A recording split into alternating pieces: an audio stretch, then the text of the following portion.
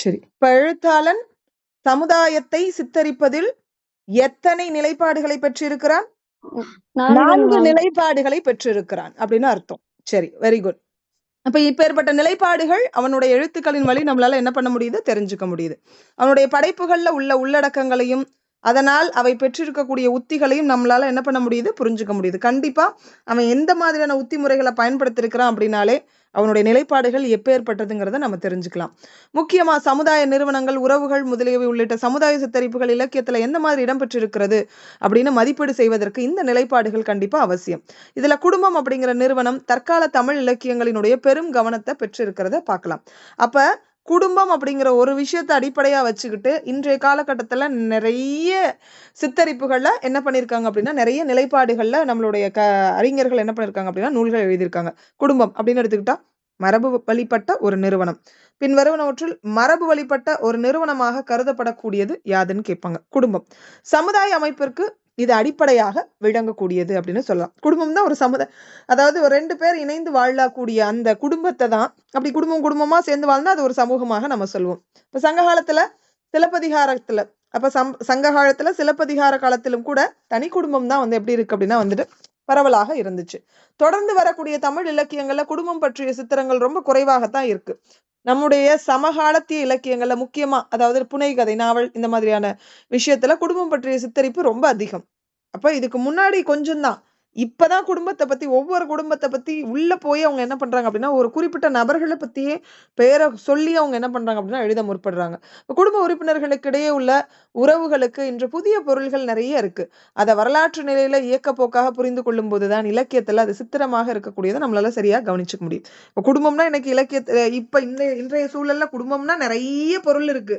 ஆனா வரலாற்று ரீதியாக குடும்பம் அப்படின்னா என்ன அப்படிங்கறத கண்டிப்பா நம்ம என்ன பண்ணிக்கணும், போய் தேடி கண்டுபிடிக்கணும். அப்ப ஃபிரெடரிக் ஏங்கல்ஸ் குடும்பம் பற்றி எழுதி இருக்கக்கூடிய கருத்துக்கள் இதுக்கு அடிப்படையாக இருக்கு. அப்ப குடும்பம் பற்றிய கருத்துக்களை எழுதிய நபர் யார் அப்படின்னு கேட்பாங்க. யாரு? ஃபிரெடரிக் ஏங்கல்ஸ் அப்படிங்கிறார். இந்த கொஸ்டின் ரொம்ப முக்கியம். அப்ப குடும்பம் பற்றி எழுதியுள்ள கருத்துக்கள் யாருடையது அப்படின்னு கேள்வி கேட்டா ஃபிரெடரிக் ஏஞ்சல்ஸ் அப்படிங்கிறவங்க. ரொம்ப முக்கியமான கொஸ்டின், பார்த்துக்கோங்க. குடும்பம் அப்படிங்கிறது மாதிரி சமுதாய மதிப்பு அப்படிங்கிற முறையிலேயே கொடுத்திருக்காங்க. சமுதாய மதிப்புனா என்ன? காதல். நிறைய மாற்றங்கள் ஏற்பட்டிருக்கு. ஒரு காலத்துல குடும்பம் எப்படி இருந்துச்சு, இன்றைய காலத்துல குடும்பம் எப்படி இருக்கு. ஒரு சில காலகட்டத்துல தனி குடும்பமா இருந்திருக்கு, அதுக்கப்புறம் கூட்டு குடும்பமா, கூட்டு குடும்பத்தை பிரிச்சு அப்புறம் தனி குடும்பமாக, இந்த மாதிரி நிறைய மாறுபாடுகள்லாம் இருந்திருக்கும். அததான் அந்த இடத்துல சொல்ல வராங்க. இப்ப குடும்பம் மாதிரியே சமுதாய மதிப்பாக காதல் அப்படிங்கிற ஒரு விஷயத்த நமக்கு கொடுத்திருக்காங்க. நிறைய மாற்றங்கள் அதுல ஏற்பட்டிருக்கு. இன்றைய எழுத்தாளர்கள் பல கோணங்கள்ல என்ன பண்ணிருக்காங்க அப்படின்னா இதை நிறுவ முற்பட்டிருக்கிறாங்க. பொதுவாக முக்கோண காதல் தான் பலரை கவர்ந்திருக்கு. ஆரம்ப காலத்துல தமிழ் நாவல்கள்ல காதல் மெய்த்தொட்டு பயிலாத ஒரு லட்சிய காதலாக இருந்திருக்கு. ஆரம்ப காலகட்டத்துல நாவல் உடம்பை தொட்டு பழகாத ஒரு காதலாகத்தான் காட்டியிருக்காங்க. மு வரதராஜனினுடைய நாவல்கள்ல மேல் மத்தியதர வர்க்கத்து மனைவிமார்களிடம் ஒழுக்க பிறழ்வு ஏற்படக்கூடிய ஒரு மௌனமான எதிர்ப்பை நம்மளால பார்க்க முடியுது. அப்ப மேல் மட்டத்தை சார்ந்த அந்த மனைவிமார்கள் என்ன பண்றாங்க அப்படின்னா ஒழுக்கம் பிறழ்கிறார்கள். உங்களுக்கு தெரியும். சோ வேறு பாதையை நோக்கி போறாங்க. அத ஒரு மௌனமான எதிர்ப்பாக தன்னுடைய நாவல்ல காட்டியிருக்கிறாரு. யாரு? மு வரதராசனார். இந்த கேள்வியெல்லாம் கேட்கறதுக்கு வாய்ப்புகள் ரொம்ப இருக்கு, ரொம்ப முக்கியம். மரபு மதிப்பு நிலையில் காதலை புனிதப்படுத்தக்கூடிய போக்கு கல்கியிடம் காணப்படுகிறது. மரபு மதிப்பு நிலையில காதலை புனிதப்படுத்தக்கூடிய போக்கு யார்கிட்ட இருக்கு? கல்கி கிட்ட இருக்கு.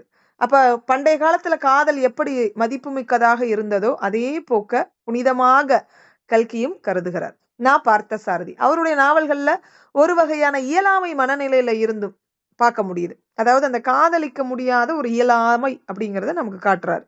யாரு? நான் பார்த்த சாரதி. நான் பார்த்தேன். மூவா வந்து ஒரு மனைவி ஒழுக்கம் கட்டு மேல் வர்க்கத்து மக்களுடைய மனைவி வந்து என்ன பண்றாங்க அப்படின்னா ஒழுக்கம் கட்டு ஒழுக்கப்பிறழ்வு மேற்கொண்டு நடந்துக்கூடிய விஷயத்த கொஞ்சம் எதிர்ப்பு தெரிவிக்கக்கூடிய வகையில சொல்றாரு. அதே மாதிரி வேற யார் வரா? கல்கி. கல்கி என்ன பண்றாரு? கல்கி பொறுத்த வரைக்கும் நம்ம புனிதமான காதலை பத்தி எடுத்து சொல்றாரு. கல்கி புனிதம் அப்படின்னு ஞாபகத்துல வச்சுக்கோங்க. மரபு ரீதியான அந்த புனிதத்தை எடுத்து கொடுக்கிறார். அடுத்தது பார்த்தசாரதி ஒரு வகையான இயலாமை மனநிலையில இருந்து படைக்கிறார். அதுக்கப்புறம் அகிலன். அகிலனுடைய நாவல்கள்ல ஆணாதிக்க கோணத்துல இருந்து காதலை புனிதப்படுத்தக்கூடிய போக்கு ரொம்ப பிரதானமா இருக்கு. ஒரு ஆண் ஆதிக்கத்தோடு ஒரு பெண் எவ்வாறு வந்து காதல்ல வந்துட்டு எதிர்கொள்கிறாள் அப்படிங்கறத புனிதப்படுத்தக்கூடிய தன்மையில அவர் எழுதியிருக்கார். இதே சாராம்சம் தான் கொஞ்சம் வித்தியாசமான நடையில பாலகுமாரன் கிட்ட வெளிப்படுது. ஜானகிராமன் அந்த மோகம் ஒருவர்ல தீராததாகவும் பலர்கிட்ட தொட்டு கழப்பதாகவும் பாலியல் சுதந்திரத்தை முன்வைத்து பேசுறார். ஜானகிராமன் கிட்ட இருக்கக்கூடிய அந்த கதையில மோகம்ங்கிறது ஒருத்தர்கிட்ட முடியல, பல பேத்துக்கிட்ட போய் பழகலாம் அப்படிங்கிற வகையில அவர் எழுதியிருக்கிறார். அதாவது இது வந்து பாலியல் சுதந்திரம் அப்படின்னு அவர் பேசுறார். ஒருத்தரோட அதை நின்று விடுவது கிடையாதுங்கிறத யாரு சொல்லியிருக்கா? பாலகுமாரன். சாரி, டி ஜானகிராமன். மோகம் அப்படிங்கிறது ரொம்ப முக்கியம். அக்னி பிரவேசங்களை தற்செயல் புறநடைகளாக்கி காதல அத்வைதமாகவும் அவர் என்ன பண்றாரு அப்படின்னா சமரசப்படுத்தக்கூடிய போக்கு யார்கிட்ட இருக்கு? ஜெயகாந்தன் கிட்ட இருக்கு. அக்னி பிரவேசம் ஜெயகாந்தன். சுஜாதா, இந்துமதி, சிவசங்கரி இந்த மாதிரியான நபர்கள் காதல் மையமற்று நிற்கக்கூடிய நிலைய பார்க்க முடியுது. ஒரே இடத்துல நிலையா நிக்காது. எல்லா இடத்துலயும் அந்த காதல் ஒருத்தர்கிட்ட மட்டும் நிக்காது, மையமற்று அது பேசாட்டுக்கு போய்கிட்டே இருக்கும். சாரு நிவேதாவிடம் மையம் கடந்து போன காதல் வக்கரமான மொழிக்குள்ளார அவர்கிட்ட விழுந்து இருக்கு அப்படின்னு சொல்லலாம். பிரேம் ரமேஷ் நாவல்கள்ல உடல் மொழிக்குள்ளார சிக்கி கொண்டு காதல் தூளமற்ற வெளிகளை துளாவுது. அப்ப ஃபர்ஸ்ட் குடும்பத்தை பத்தி பார்த்தோம். சமுதாயத்தினுடைய ஒரு அங்கமாக ஒரு நிறுவனமாக குடும்பம் இருக்குன்னு நம்ம பார்த்தோம். அப்ப அந்த சமுதாய அமைப்பிற்கு அடிப்படையே இந்த குடும்பம் தான். அந்த குடும்பம் சங்க காலத்துல சிலப்பதிகார காலத்துல எப்படி இருந்தது, இப்ப நாவல்கள்ல எவ்வாறு இருக்கிறது அப்படிங்கிறத நம்ம பார்த்தோம். இதை தாண்டி ஃபிடரிக் ஏங்கல்ஸ் அப்படிங்கிறவர் குடும்பம் பற்றி எழுதியிருக்கக்கூடிய கருத்துக்கள் நல்ல அடிப்படை கருத்துக்களாக நமக்கு அமைஞ்சிருக்குன்னு பார்த்தோம். குடும்பத்தை தாண்டி வேற யாரதை பார்த்தோம்? வேற எதை ஒண்ண பார்த்தோம்?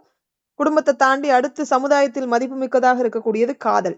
அதை பத்தின உரையாடல் தான் இந்த இடத்துல கொடுத்திருக்காங்க. காதல் ஆரம்ப காலகட்டத்துல முக்கோண காதல் தான் பல பேத்துக்கு பிடிச்சிருக்கு. சோ நான் வந்துட்டு இன்னொருத்தரை இப்ப வந்துட்டு என்ன ஒருத்தர் விரும்புறாரு, நான் இன்னொருத்தரை விரும்புவேன். அதுதான் முக்கோண காதல் இல்லையா?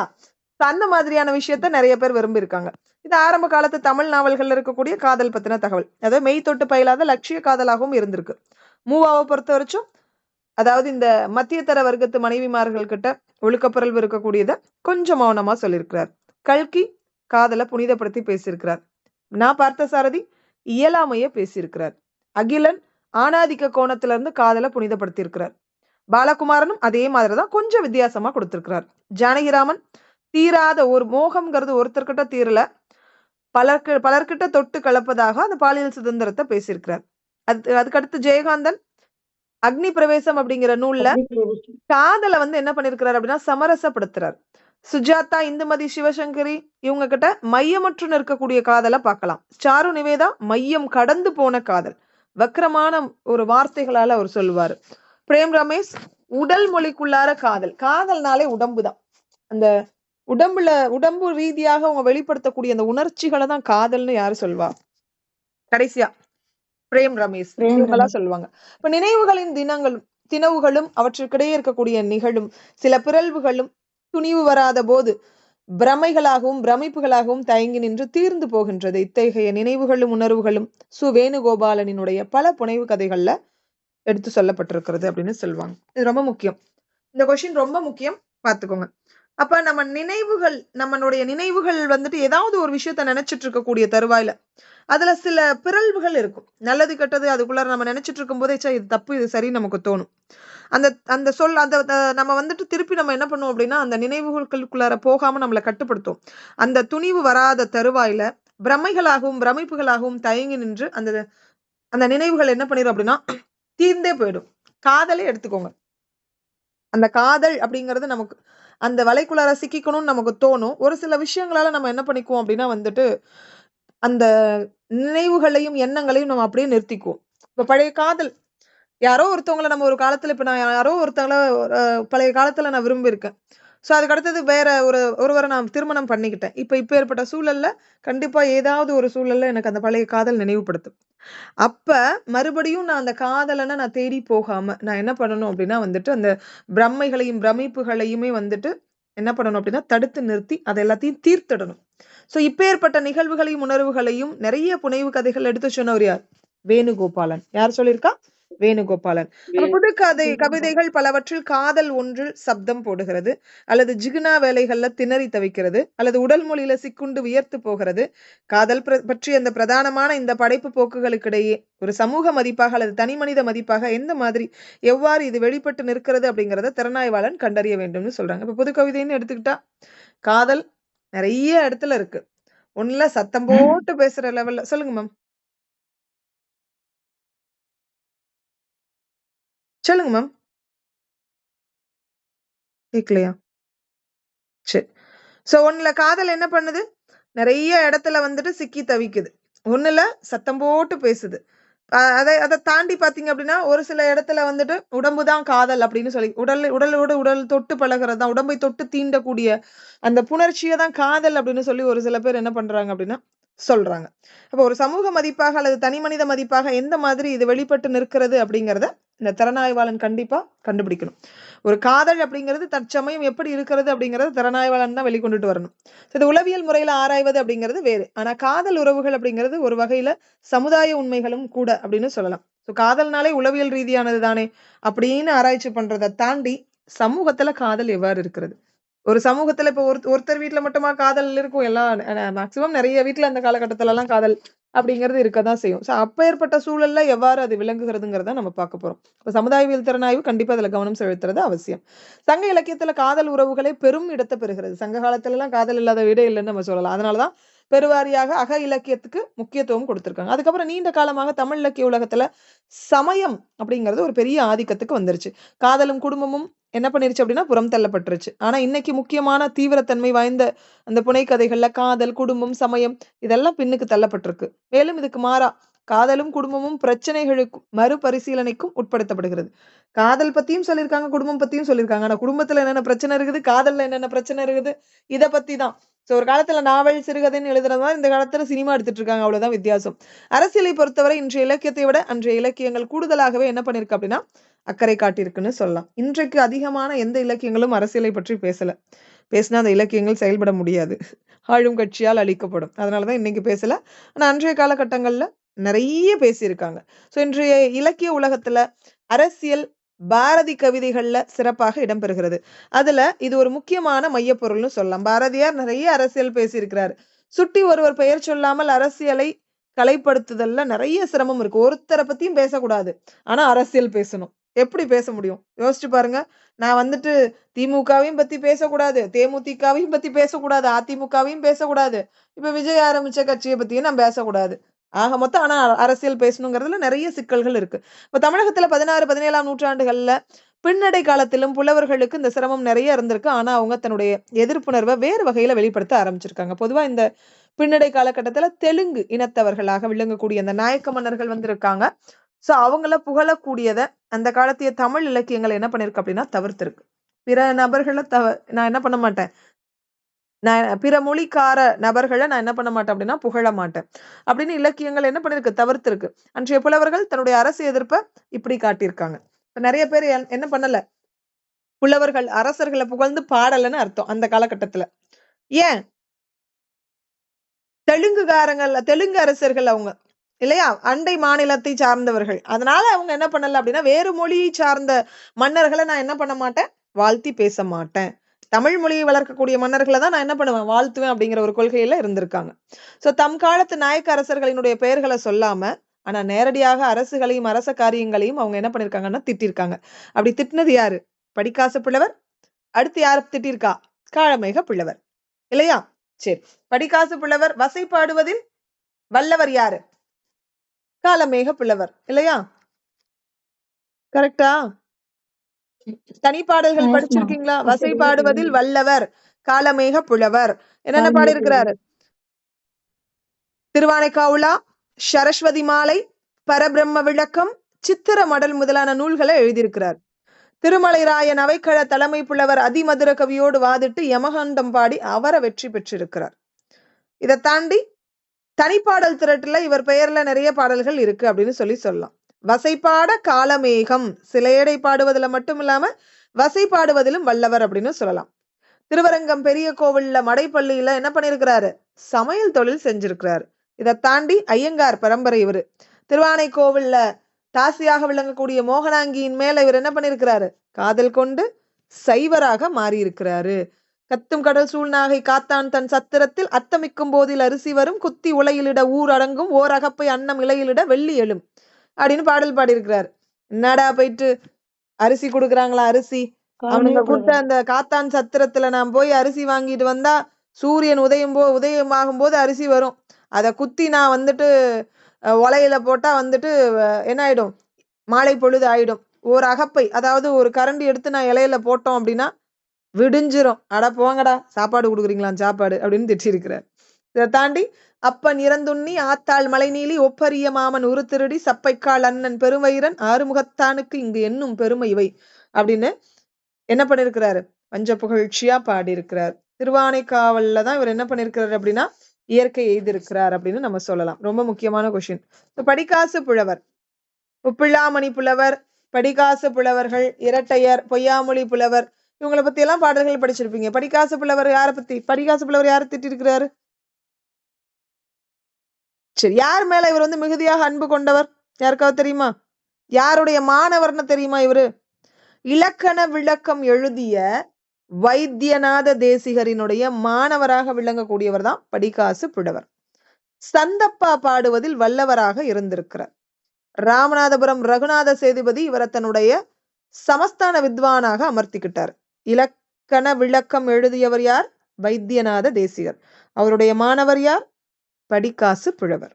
வைத்தியம் படிக்காசு புலவர். ஓகேவா? வைத்தியம் பார்த்தா படிக்காசு கொடுக்கணும்.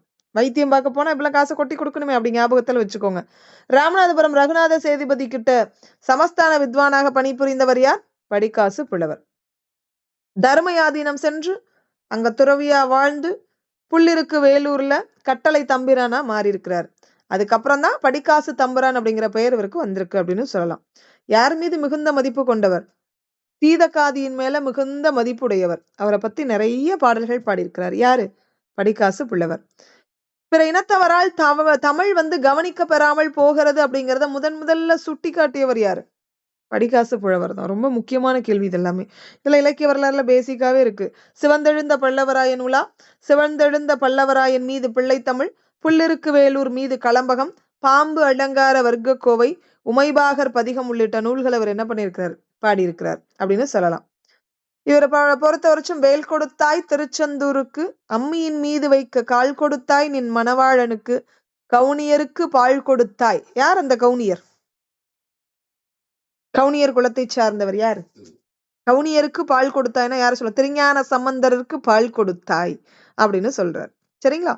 மதவேளுக்கு மூவர் பயப்பட செங்கோல் கொடுத்தாய், அன்னையே எனக்கு ஏதும் கொடுத்தில்லையே, எனக்கு என்ன நீ கொடுத்த? அம்மாவை கிட்ட நம்ம போய் கேட்பல, என்னம்மா நீ எனக்கு கொடுத்துட்ட அப்படின்னு. அந்த மாதிரி இவரும் கேட்கிறார். அப்ப நாயக்க அரசர்களினுடைய பெயர்களை சொல்லாம நேரடியாகவே அரசர்களையும் அரச காரியங்களையும் சாடி பாடக்கூடிய புலவர்கள் யாரு? படிகாசு புலவர், காளமேக புலவர். மைய அரசுகளாகிய நாயக்கர் மன்னர்களை பற்றி குறிப்பிடாம சிறு சிறு வட்டார அதிகார மையங்களாகிய அந்த பாளையங்களை புகழ்ந்து பாடி இருக்கிறாங்க இவங்க எல்லாருமே. தன் காலத்து அரசர்களை உதாசீனப்படுத்தி விட்டு அவங்களுக்கு எரிச்சல் வரக்கூடிய வண்ணம் கடந்த காலத்து தங்கள் தமிழ் அரசர் மரபினர் வழிய போய் என்ன பண்ணிருக்காங்க அப்படின்னா புகழ்ந்து பேசியிருக்காங்க. ஏன்னா நாயக்க மன்னர்கள் எந்த காலத்தை சார்ந்தவர்கள்? வேற்று புலத்தை சார்ந்தவர்கள் தானே, வேறு ஊரை சார்ந்தவர்கள் தானே அப்படின்னு சொல்லி அவங்க ஒருவேளை என்ன பண்ணிருக்கலாம்? தன்னுடைய எதிர்ப்பை தெரிவிச்சிருக்கலாம் இல்லைங்களா? குடியிருப்புகள் அல்லது வாழிட சூழல்கள் அப்படிங்கிற முறையில நகரங்களையோ கிராமங்களையோ சித்தரிப்பது ஒரு சமுதாய காட்சி. அப்ப சமுதாயத்துல குடியிருப்புகளும் அடங்கும். ஃபர்ஸ்ட் குடும்பம், அதுக்கப்புறம் காதல், அதுக்கப்புறம் அது வந்து என்ன ஆகும் அப்படின்னா குடுத்தனம் நடக்க ஆரம்பிச்சோம். பொதுவாக நகரம் அப்படிங்கிறது நாகரீகம், கல்வி அறிவு, ஆரவாரம், கேளிக்கை, ஆட்சி அதிகாரம், மத்தியதர வர்க்கம், இந்த மாதிரி நிறைய சேர்ந்து காணப்படக்கூடியதான் நகரம்னு நம்ம பார்த்திருப்போம். சோ நகர வாழ்க்கையை நம்ம சித்தரிக்கக்கூடிய வகையில இதெல்லாம் கண்டிப்பா இருக்கணும். என்னென்ன இருக்கணும்? கல்வி அறிவு பெற்ற நபர்களை நம்ம காட்டணும், ஆரவாரமிக்க ஒரு இடத்த நம்ம காட்டணும், கேளிக்கை காட்சிகள், ஆட்சி அதிகாரமிக்க நபர்கள், மத்தியதர வர்க்கத்தினர், இவங்க எல்லாத்தையும் நம்ம காட்டணும். இனி கிராமம் அப்படின்னு எடுத்துட்டா எளிமை, அறியாமை, அப்பாவித்தனம், அமைதி, இயற்கையோடு செல்லக்கூடிய அந்த நெறி, பழமையான மரபு, இதோட சேர்த்து நம்ம கண்டுபிடிக்கணும், சொல்லணும். குறைந்த மக்கள் தொகை, ஜாதி கட்டுப்பாடு, வீம்பு, சண்டை, சச்சரவு, நாட்டுப்புற சிறு தெய்வம், குறைந்த அளவிலான போக்குவரத்து, இதெல்லாமே கிராமத்திற்கு அடையாளமாக நம்ம காட்டணும். இந்த மாதிரி புனைக்கதை இலக்கியத்துல கிராமப்புற சூழலை வரைந்து காட்டுவது ரொம்ப பரவலாகவே காணப்படுதுன்னு சொல்லலாம். கிராம சூழல்ல ஒரு ஊர்ல ஒரு அழகான கிராமம் அப்படின்னு நம்ம தொடங்குவோம்.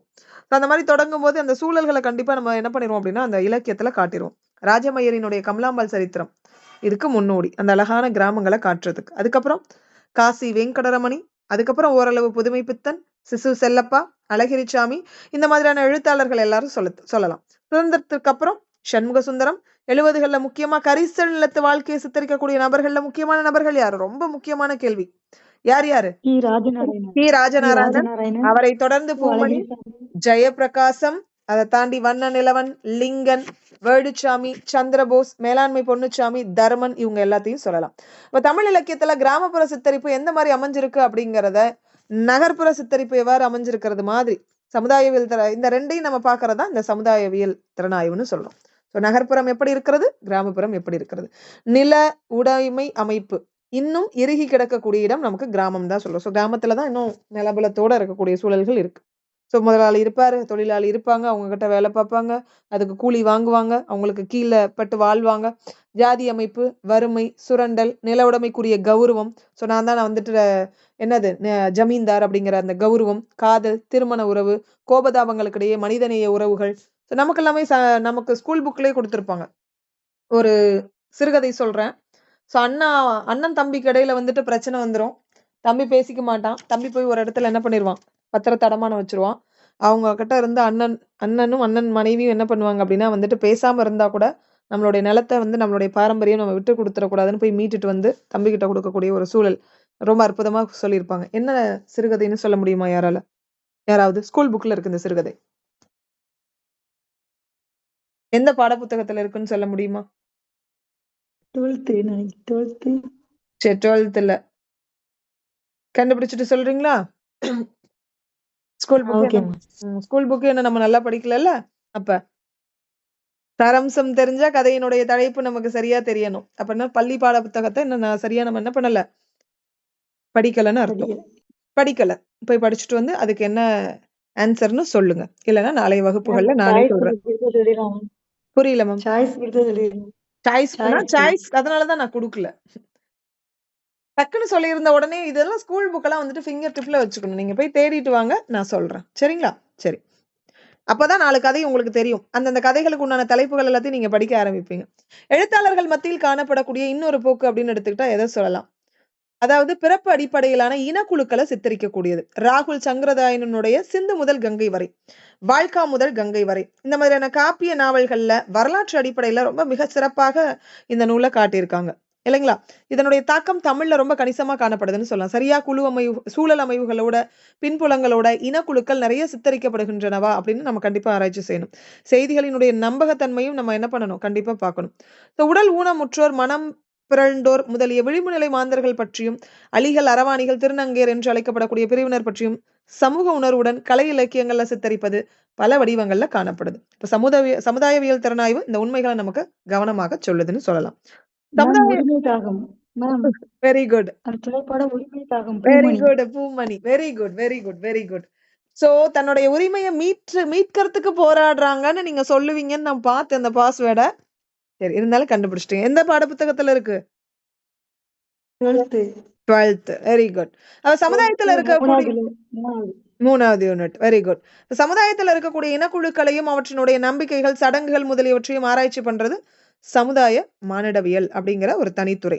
அப்ப இனக்குழுக்கள் அப்படின்னு எடுத்துக்கிட்டா, இப்ப உதாரணத்துக்கு ஒரு ஊர்ல ஒரு மக்கள் வாழ்றாங்க அப்படின்னா அவங்க என்னென்ன நம்பிக்கைகள் வச்சிருக்காங்க, என்னென்ன சடங்கு முறைகளை பின்பற்றுகிறார்கள்ங்கிறத ஆராய்ச்சி பண்றதா சமுதாய மானிடவியல் அப்படின்னு சொல்லுவாங்க. சோசியல் ஆர் கல்ச்சுரல் ஆந்த்ரோபாலஜி அப்படின்னு சொல்லுவாங்க. இது ஒரு தனித்துறை. மானிடவியல் அப்படிங்கிறது ஒரு வகையில எதைதான் சொல்லலாம், சமுதாயவியல் தான் சொல்லலாம். இருந்தாலும் தற்கால புனைக்கதை இலக்கியத்திலும் சரி, தனித்தனி குழுக்களும் அதனுடைய பழமையான சடங்குகளும் மரபுகளும் இடம்பெறுவதனால மானிடவியலினுடைய ஆய்வு முறைகள் நமக்கு பயனுடையதாக இருக்குது அப்படின்னு சொல்லலாம். பழந்தமிழ் இலக்கியங்களை ஆராய்வதற்கு இந்த அணுகுமுறை நமக்கு பெரிதும் பயன்படக்கூடிய வகையில இருக்கு. ரொம்ப முக்கியமான கொஸ்டின், பழந்தமிழ் இலக்கியங்களை ஆராய்வதற்கு பின்பற்றக்கூடிய அணுகுமுறை யாது அப்படின்னு கேட்பாங்க. எந்த அணுகுமுறை? மானிடவியல் அணுகுமுறை அப்படின்னு சொல்லலாம். ரொம்ப முக்கியமான கொஸ்டின். இப்ப ஏற்பட்ட ஆராய்ச்சியில யார் ஈடுபட்டு இருக்கிறா? வனமாமலை. எங்க இருக்கு? நாட்டுப்புறவியல்ல இது அப்படியே இருக்கு. மானிடவியல் அப்படின்னா எதை குறிக்கக்கூடியது? சமுதாயம். மனிதர்கள் தான் சமுதாயமாக வாழ்கிறார்கள். அப்ப மனிதர்களை பற்றிய ஆராய்ச்சி தான் சமுதாயத்தை பற்றிய ஆராய்ச்சி. அப்ப மானிடவியல் என்பது ஒரு வகையில சமுதாயவியல். இருந்தாலும் தற்கால புனைவு கதை இலக்கியத்திலும் சரி, தனித்தனி குழுக்கள், அதனுடைய பழமையான சடங்குகள், மரபுகள் இதெல்லாம் இடம்பெறக்கூடிய காரணத்தினால மானிடவியலினுடைய ஆய்வு முறைகள் பயனுடையவையாக இருக்கு. பழந்தமிழ் இலக்கியங்களை ஆராய்வதற்கு இந்த அணுகுமுறை பெரிதும் நமக்கு பயன் தருது. நாட்டுப்புறவியல் ஆராய்ச்சியில மானிடவியல் பெரும்பங்கு வகிக்குது. இப்பேற்பட்ட ஆராய்ச்சியில யாரு முக்கிய பங்கு வகிக்கிறா? வானமாமலை. நாட்டுப்புறவியல்னாலே வானமாமலை. பழக்க வழக்கம், சடங்கு இது எல்லாத்தையுமே என்ன பண்ணிருக்காங்க அப்படின்னா உண்மை மாறாம நமக்கு விளக்கி காட்டியிருக்காங்க வரலாற்று உணர்வோடு அப்படின்னு சொல்லலாம். அடுத்தது சமுதாய மதிப்புகள். சமுதாய மதிப்புகள் அப்படின்னா என்ன, அதை நம்ம பார்ப்போம். சரி, இப்ப அப்படியே நம்ம படிச்சுக்கிட்டே சொல்லிக்கிட்டே போறேன் இல்லையா? சரி, இதுல நான் வந்துட்டு ஒரு சில கொஸ்டின்ஸ் நான் கேட்கிறேன். எந்த அளவுக்கு நீங்க அண்டர்ஸ்டாண்ட் பண்ணிருக்கீங்க அப்படிங்கறத பார்த்துட்டு அடுத்த பகுதிக்குள்ளார நம்ம நுழைஞ்சிடலாம். சமுதாய பின்புலம் அப்படின்னா என்ன? சமுதாய பின்புலம் அப்படின்னா என்ன? யாராவது ஒருத்தர் சொல்ல முடியுமா? நீங்க பேசாட்டுக்கு சொல்லிட்டு போயிட்டீங்க மேம். காதுல வாங்கி இருக்கோம், பட் நாங்க இன்னும் படிக்கல. சமுதாய பின்புலம்னா என்ன? சரி, நான் சொல்லட்டுமா? ஒரு இலக்கியத்தை ஆராய்ச்சி நான் ஒரு ஷார்ட்கட்டா சொல்றேன். இதுக்கு முன்னாடி நல்லா டீட்டெயில்டா சொல்லியிருப்பேன். இப்ப ஷார்ட்கட்டா சொல்றேன். ஒரு இலக்கியத்தை நீங்க ஆராய்ச்சி பண்றதுக்கு முன்னாடி அதனுடைய சமுதாயத்தின் பின்புலனை கண்டிப்பா நீங்க என்ன பண்ணணும்? ஆராய்ச்சி பண்ணணும். உதாரணத்துக்கு பக்தி இலக்கியத்தை நீங்க கையில எடுத்து திறனாய்வு செய்யறதுக்கு முன்னாடி அந்த பக்தி இலக்கியத்து காலகட்டத்தினுடைய சமுதாய பின்புலத்தை ஆராய்ச்சி பண்ணணும். அப்ப அன்றைய கால சமுதாய பின்புலம் எவ்வாறு இருக்கிறது? மன்னர்களுக்கு எதிரான ஒரு குரலை யார் எழுப்பியிருக்கா? மக்கள். அதுவும் எந்தெந்த மக்கள்? அரசர், அந்தனர், வணிகர், வேளாளர்கள்ல மன்னருக்கு நிகராக வணிகர்கள் மட்டுமே மதிக்கப்பட்டு இருக்கிறார்கள். அதனால அவங்க மட்டும் மன்னர்களை எதிர்க்கல. யார் மட்டும் மன்னர்களை எதிர்த்திருக்கா? அரசர்களும் அந்தணர்களும் வேளாளர்களும். இல்லைங்களா? ஏன் எப்படி உங்களுக்கு எதிர்க்கிறதுக்கு இந்த மாதிரியான ஒரு துணிவு வந்துச்சு? என்ன காரணம்? அரசன் கூட போகாத இடங்கள் அத்தனைக்குமே மூலை முடுக்குகள் எல்லாத்துக்கும் போய் மக்கள் கிட்ட நேரடியாக தொடர்பு கொண்ட காரணத்தினால ஒருவேளை இவங்க என்ன பண்ணியிருந்திருக்கலாம்? இந்த வேலையை செஞ்சிருக்கலாம். ஒரு வலுவான பின்னணி உங்களுக்குள்ளார இருந்திருக்கலாம். அதனால இவங்க என்ன பண்ணிருக்கலாம்? எதிர்ப்பை தெரிவிச்சிருக்கலாம். ஏற்பும் எதிர்கொள்ளலும். இது புரியுதா? நான் சொன்ன பாயிண்ட் புரியுதா உங்களுக்கு? சமுதாய பின்புலம்னா என்ன? ஒரு இலக்கியத்தை ஆராய்ச்சி பண்றதுக்கு முன்னாடி அதனுடைய பின்புலத்தை கண்டிப்பா அதனுடைய பேக்ரவுண்ட் ஆராய்ச்சி பண்ணிட்டு தான் நீங்க இலக்கியத்தையே தொடணும். பக்தி இலக்கியம் அப்படின்னா அந்த பக்தி இலக்கியத்துல அந்த மக்கள் எப்படி எல்லாம் வாழ்க்கை வாழ்ந்திருப்பாங்கன்னு பார்த்துட்டு தான் நீங்க எதை பார்க்கணும்? பக்தி இலக்கியத்தை நீங்க ஆராய்ச்சி பண்ணணும். அதுதான் சமுதாய பின்புலம். ஏற்பும் ஏற்றுக்கொள்ளலும். ஏற்புனா என்ன? ஏற்றுக்கொள்ளல்னா என்ன? இது எப்படி நீங்க சொல்லலாம்? ஒரு இலக்கியத்தை யாருக்கு இப்போ நான் ஒரு இலக்கியம் எழுதுறேன் அப்படின்னா அதெல்லாம் யார் ஏத்துக்குவா, யாரெல்லாம் ஏத்துக்க மாட்டாங்க? இப்போ ஒரு குறிப்பிட்ட மக்கள் ஏத்துக்கிறாங்கன்னா அவங்களுக்கு உண்டான தேவை என்ன? இதெல்லாம் எதை பொறுத்து அமையுது? நான் எழுதக்கூடிய என்னுடைய திறமையை பொறுத்து அமையுது. நான் சொல்றது புரியுதா? புரியலையா யாருக்காவது? இப்ப நான் ஒரு இலக்கியம் எழுதுறேன். கம்பராமாயணத்தை கம்பர் எழுதியிருக்கிறாரு அப்படிங்கிற பட்சத்திற்கு அந்த இலக்கியத்தை எந்தெந்த மக்கள் ஏத்துக்கிறாங்க, எந்தெந்த மக்கள் ஏத்துக்கல. சரிங்களா? அப்ப அந்த மக்கள் ஏத்துக்கிறாங்க, அந்த சமுதாயத்தை சார்ந்த ஒரு குறிப்பிட்ட சமுதாயத்தை சார்ந்த மக்கள் ஏத்துக்கிறாங்கன்னா அதுக்கு என்ன காரணம்? அதாவது அந்த வாசகரினுடைய தேவைய இவங்க என்ன பண்ணுவாங்க அப்படின்னா முழுமைப்படுத்தக்கூடிய அளவுல இந்த நூலை எழுதியிருப்பாங்க. அதனாலதான் அந்த இலக்கியத்தை அவங்க என்ன பண்ணிக்கிறாங்க? ஏத்துக்கிறாங்க அப்படின்னு சொல்லுவாங்க. அந்த சமுதாய பின்புலத்துல சார்ந்த மக்களுக்கு அந்த இலக்கியம் தேவையாக இருக்கிறது. சரி, இதை தாண்டி வேறு எப்படியெல்லாம் அந்த இலக்கியத்தை ஏத்துக்கலாம்? ஜாதி மத விருப்புகள் அடிப்படையாக அந்த இலக்கியத்தை ஏத்துக்கலாம். ஏன் ஜாதிக்காரன் எழுதியிருக்கான், நான் அந்த இதை வாங்காம வேற யார் வாங்கி படிப்பா? என்னுடைய மதத்தை சார்ந்த மக்கள் எழுதியிருக்காங்க, நான் வாங்கி படிக்காம வேற யார் வாங்கி படிப்பா? அப்படின்னு ஒரு சில இலக்கியங்களை நம்ம என்ன பண்ணிக்கிறோம்? வாங்கி படிக்கிறோம். அது ஏற்பு எதிர்கொள்ளல். அப்ப இந்த மாதிரி அவங்க ஏற்றுக்கொள்கிறார்கள் இல்லையா? அதை எல்லாரும் இப்படி வாங்கி படிக்கிறாங்க இல்லையா? அப்படி எல்லாரும் ஒரே மாதிரியான கண்ணோட்டத்தோட படிப்பாங்களா? கிடையாது. ஒவ்வொருத்தவங்களும் ஒவ்வொரு விதமான தன்மைகள்ல அந்த இலக்கியத்தை என்ன பண்றாங்க? படிச்சு எதிர்கொள்கிறார்கள். இப்படி ஒவ்வொருத்தவங்களும் ஒவ்வொரு வகையில எதிர்கொள்கிறார்கள் அப்படிங்கிற பட்சத்துக்கு அது எல்லாத்தையும் நம்மளால உட்கார்ந்து ஒவ்வொருத்தவங்களுடைய கோணத்திலையும் நான் எப்படி அந்த இலக்கியத்தை பார்க்கிறேன், நீங்க எப்படி அந்த இலக்கியத்தை பார்க்கறீங்க, இன்னொருத்தவங்க அந்த இலக்கியத்தை எப்படி பார்க்கறாங்கன்னு ஒவ்வொருத்தவங்களுடைய கோணத்திலே உட்கார்ந்து ஆராய்ச்சி பண்ண முடியுமா? அது எவ்வளவு கடினமான வேலை. அந்த வேலையை செய்யறது யாரு? பிரெஞ்சு இலக்கிய அறிஞர் ஹென்னக்யூன், ருஷ்ய அறிஞர் பொதப்னியா, இவங்க எல்லாரும். கியூடி லீவ்ஸ், இவங்க எல்லாம் பண்ணிருக்காங்க. சோ இந்த மாதிரி எதிர்கொள்கிறார்கள். எப்படியெல்லாம் எதிர்கொள்கிறார்கள்? பேட்டி மூலமாகவோ, புறவய வினா மூலமாகவோ, ஏதாவது விற்பனை குறிப்புகள் மூலமாகவோ, இதெல்லாம் உங்களால புரிஞ்சுக்க முடியும். சோ இந்த மாதிரி எல்லாம் அவங்க என்ன பண்றாங்க அப்படின்னா அந்த இலக்கியத்தை எதிர்கொள்கிறார்கள். இது வரைக்கும் புரியுதா? சரி. ஒரு உதாரணமா இதுக்கு எடுத்துக்காட்டு சொல்லலாம். ஒரு சில பேர் அந்த இலக்கியத்தை ஏத்துக்கிறவங்களும் இருக்காங்க. ஒரு சில பேர் எதிர்க்கிறவங்களும் இருக்கிறாங்க. அந்த மாதிரி ஏத்துக்கிறவங்க யாரு? பாரதியாரினுடைய ஆய்வுகளை ஆரம்ப காலகட்டத்துல ஒரு சில பேர் என்ன பண்றாங்க? மறுக்கிறாங்க, உதாசீனப்படுத்துறாங்க. பாரதியாரை பத்தின கொள்கைகளை உதாசீனப்படுத்துறாரு யாரு? ராஜாஜி கல்கி. அதுக்கப்புறம் அவங்கள ரொம்ப பாராட்டுறாங்க. பாரதியாருக்கு கிடைத்த சுவாரஸ்யமான அந்த எதிர்வினைகளையும் எதிர்ப்புகளையும் பத்தி தன்னுடைய நூல்ல குறிப்பிட்ட அறிஞர்கள் யாரு? கா. சிவத்தம்பி, ஆமாக்ஷி எழுதிய பாரதி மறைவு முதல் மகாகவி வரை. அதே மாதிரி புதுமை பித்தனினுடைய தன்மைகளை ஒரு சில பேர் ஏத்துக்குவாங்க, ஒரு சில பேர் வந்து எதிர்கொள்வது. அவங்களுடைய கருத்துக்களை எப்படி நிராகரிச்சுட்டு அதுக்கப்புறம் ஏத்துக்கிறாங்க. அதுதான் இந்த கான்செப்ட். எதிர்கொள்வதிலும் ஏற்றுக்கொள்வதிலும் காணப்பட்ட செயல்பாடுகள் என்ன? தோமுசி ரகுநாதனின் புதுமை பித்தன் கதைகள், விமர்சனங்களும் விஷமத்தனங்களும் அப்படிங்கிற தலைப்புல கொடுத்திருக்காங்க. அடுத்தது சமுதாய சித்தரிப்பு. அப்ப இது ரெண்டும் தெரியுதா? நான் சொன்னது புரியுதா? நான் சொல்றது சமுதாய பின்புலம்னா என்னன்னு தெரியுது, சமுதாய எதிர்கொள்ளல்னா என்னன்னு தெரியும். ஒரு அவுட்லுக் கண்டிப்பா உங்களுக்கு தெரிஞ்சிருக்கும். இந்த அவுட்லுக்க கண்டிப்பா நாளைக்கு கேட்பேன். நான் அதை படிச்சு நீங்க புரிஞ்சுக்க முடியலன்னா கூட நான் கடைசியா சொல்லக்கூடிய இந்த வார்த்தைகளனாவது நீங்க உள்ள கொண்டு போய் வச்சுக்கோங்க. சமுதாய சித்தரிப்பு. சரி, சமுதாய சித்தரிப்புனா என்ன? கண்டிப்பா ஒரு சமுதாயத்தை சித்தரிக்க கூடியதுல 4 வகையான நிலைப்பாடுகளை ஒருத்தன் மேற்கொள்கிறான், ஒரு இலக்கியவாதி மேற்கொள்கிறான். என்னென்ன? ஒண்ணு, அந்த சமுதாயத்துல என்னென்ன நடக்குதோ அதை அப்படியே ஒண்ணு கூட மாறாம, பிசிறு தட்டாம இயல்பாகவே சித்தரிக்கக்கூடியது. இல்லனா மிகைப்படுத்தி கற்பனையோடு சித்தரிக்கக்கூடியது. அப்படி இல்லைன்னா அவனை திட்டியோ அல்லது விமர்சிச்சோ எழுதுறது. அப்படி இல்லாத பட்சத்திற்கு அதனுடைய போக்குகளையும் இதனாலதான் இது நடந்துச்சு அப்படின்னு காரணக்காரிய முறையில அதை பார்த்து அதனுடைய முரண்களையும் மாறுபாடுகளையும் நிலைப்பாடுகளையும் இனம் கண்டு அதை இலக்கிய பொருளாக என்ன பண்ணிக்கிறது? எடுத்துக்கொள்றது. சோ இந்த மாதிரியான 4 வகை நிலைப்பாடுகள்ல என்ன பண்ணலாம்? அதை எதிர்கொள்ளலாம் அப்படின்னு, அதாவது அதை சித்தரிக்கலாம் அப்படின்னு சொல்லுவாங்க. சரி, இதை தாண்டி வேற என்ன சொல்லலாம்? குடும்பத்தை பத்தி சொல்லுவாங்க. சோ இந்த இடத்துல ரொம்ப முக்கியமானது குடும்பம். குடும்பம் அப்படிங்கிறது என்னது? மரபு வழிபட்ட ஒரு நிறுவனம் அப்படின்னு சொல்லுவாங்க. சிலப்பதிகாரத்துல குடும்பத்தை எப்படி சித்தரிச்சிருக்கிறாங்க?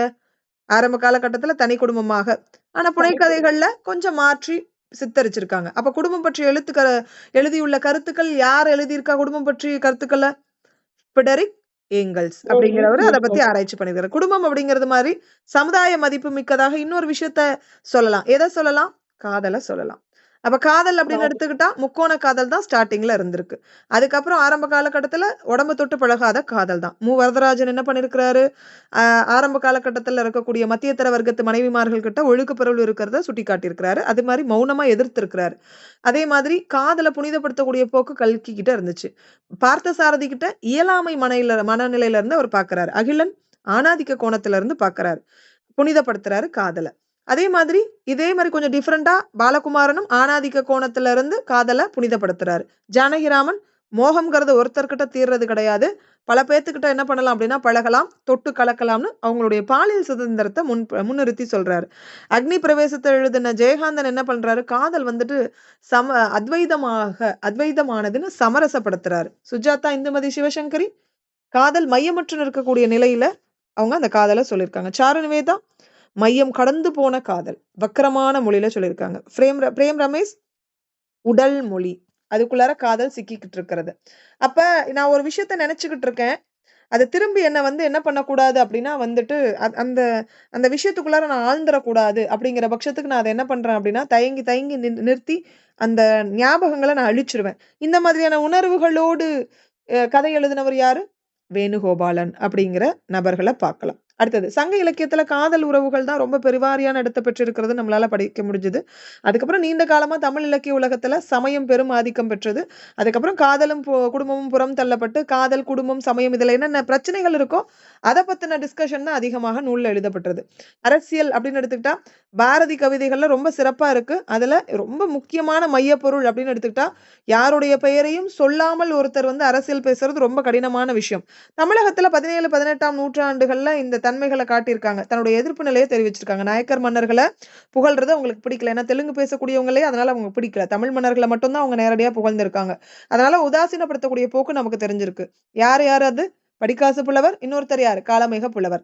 சோ அவங்களுடைய பெயர்களை எந்த இடத்துலயும் சுட்டி சொல்லாம நேரடியா அரசுகளையும் அரச காரியங்களையும் அவங்க என்ன பண்ணிருக்காங்க அப்படின்னா திட்டிருக்காங்க.